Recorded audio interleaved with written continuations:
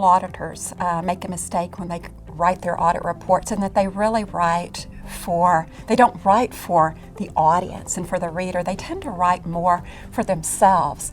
That's usually not the intent. They just want to explain what they've done and what they've found, but they tend to go into too much detail. And if they would focus more on the reader and what the reader needs, it would make a huge difference in how well those reports are received, accepted, and even implemented.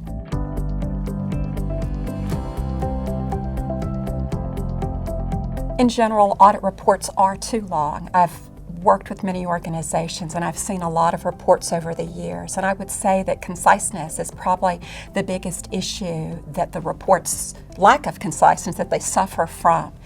I think there's not a particular length I'm looking for. I think that what you have to do is make sure you're thinking from the reader's perspective and what exactly do they need to know.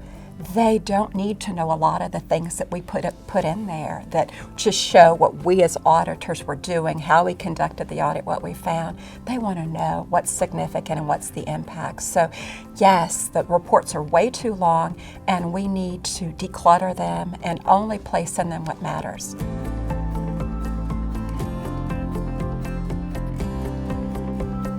I think timely issuance of the audit report is a problem for a lot of audit departments. I think that's for a couple of reasons. First, most auditors don't like the writing process. The writing is difficult. It's arduous. We've done all this good work auditing, and sometimes we're just ready to move on to the next engagement.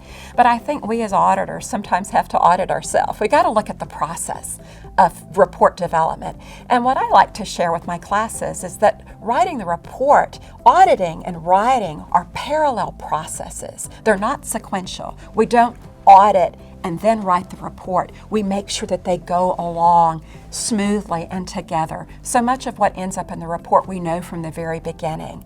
And if we make auditing and writing at the same time our goal, and issuing that report, draft report by the end of field work, or issuing the final report within a couple weeks, it changes the processes we have and what we focus on. And so versus thinking there's so many hours that we should spend on writing the report, what I think we should focus on is when do we want that report issued?